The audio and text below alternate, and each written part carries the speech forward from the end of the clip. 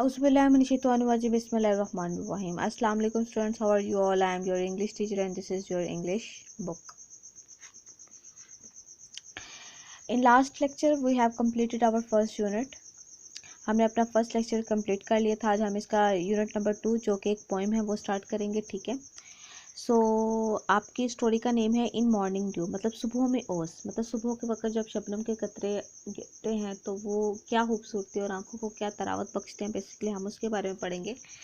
और अब हम इसके लर्निंग ऑब्जेक्ट्स की तरफ मूव करेंगे. कहता है कनेक्ट रिफ्लेक्ट और इमेजिनेशन. मैंने आपको बताया था कनेक्ट में यह है कि एक इंसान, एक बच्चा है, उसके माइंड में बहुत सारे क्वेश्चन आते हैं. ठीक है ना. तो वो तो क्वेश्चन तो उसके माइंड में आ गया. अब रिफ्लेक्ट किया है कि वो सिर्फ क्वेश्चन को अपने माइंड में नहीं रखे बल्कि टीचर के साथ, अपने घर वालों के साथ वो क्वेश्चन शेयर करें. और इमेजिनेशन में बेसिकली उन्होंने सेंट्रल आइडिया स्टोरी का बता दिया कि imagine you become a square crow, कि आप आदमनुमा पुतला बनकर ने खेत में एक दिन गुजारें. Draw yourself as a scarecrow, और बिल्कुल स्क्रे क्रो की तरह ही ड्रॉ करें. और टेल द क्लास, और क्लास को बताएं व्हाट अराउंड यू, कि आपने अपने इर्द गिर्द क्या चीज़ देखा. बेसिकली स्केयर क्रो एक बेजान चीज़ है लेकिन वो भी एनालिसिस करता है. और वो किस तरह से करता है वो हम इस स्टोरी में देखेंगे. अब वर्ड बैंक की तरफ मूव करते हैं. वर्ड बैंक बेसिकली आपका स्केयर क्रो, आदमनुमा पुतला, a figure of a person in old cloth set up in field to frighten crows और other bird away from crop. Spray क्या है, अलर्ट, मतलब चुस्त. अलर्ट एक्टिव होता है. स्नफ्स में होता है सांस फूलना, मतलब जोर जोर से सांस लेना. Puts out, to and fro, इसका बेसिकली मतलब है आगे और पीछे. To move, backward and forward. Dribble word होता है कतरा कतरा टपकना. टू फॉल और फ्लो इन स्मॉल क्वांटिटीज. ये आपका वर्ड बैंक है. अब हम अपने अगले पेज की तरफ चलेंगे, मूव करेंगे. और ये आपकी पोएम है और पेज नंबर है आपका 22 एंड 23. अब 22 के ऊपर आपका मेंशन है have you ever wondered how it would be to be a scarecrow this moment find out. Basically ये एक स्टोरी है, नेचर से रिलेटेड स्टोरी है, जिसमें रीडिंग में पहले आपको करके बता दूँ, फिर मैं इसका आपका सेंट्रल आइडिया आपको बताऊंगी. In morning due the square crow comb his hair. In morning light the scarecrow looked to spray.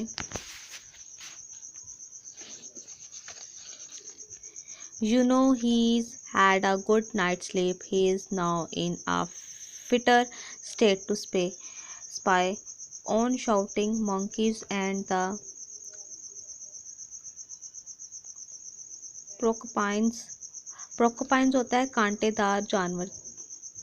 He gets to see everything all the time except his shadow, which lazes about till the evening snuffs the follow out. Whether he sees the season come and go in is a thing you and I may never know.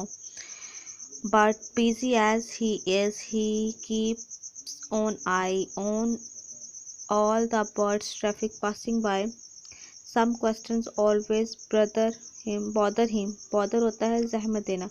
How season come and go, the way the seasons to and fro. He does not know who gets in summer, autumn or the snow. Something he should surely know. He could the shiver in the cold, and in the summer he will fry. Do seasons come out from the ground or they drop down from the sky? Are questions that have bothered him. Answer do not dribble in. To keep questions out and answers in, he bolted his upper story door.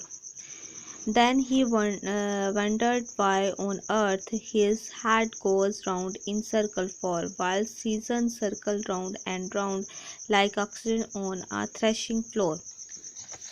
ये basically एक आबिती बयान की है square crow ने कि एक आदमनुमा जो पुतला होता है वो खेतों में अपनी जो फसलों की हिफाजत करने के लिए किसान लोग बना के लगाते हैं कि जानवर वगैरह और जितने भी जंगली जानवर हैं या परिंदे हैं उनको यही लगे कि हमारा ये जो एक पुतला है ये इंसान ही है. बेसिकली इंसान के नुमा का होता है. तो वो अपनी आबिती बयान करता है कि मैंने चारों सीज़न, मतलब summer, winter, summer, winter, autumn और स्प्रिंग चारों वेदर्स मैंने देखे हैं।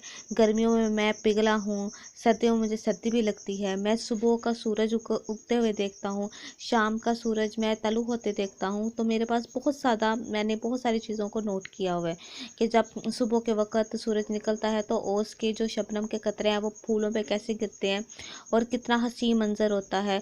तो बेसिकली एक स्केयर क्रो जो है वो एक अपनी बीती बयान कर रहा है कि उसने जहाँ पे बहुत सारी खुशियाँ देखी हैं वहाँ बहुत सारी गम देखे हैं।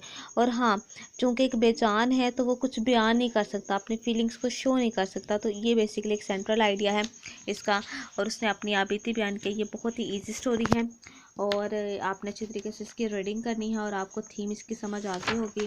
तो इसके साथ ही मैं आपको ना वर्ड्स मीनिंग और वर्ड्स सेंटेंसेस की पिक्चर सेंड कर रही हूँ, तो आपने वो भी अपनी राइटिंग पैड पे मेंशन कर लेना और इसकी रीडिंग करनी है। और वर्ड सेंटेंसेस और वर्ड्स मीनिंग आपने अपने राइटिंग पैड पे राइट डाउन कर लेने हैं और मुझे चेक करवाने हैं। आज का आपका यही टास्क है बेटा। Thank you so much. अल्लाह हाफिज़।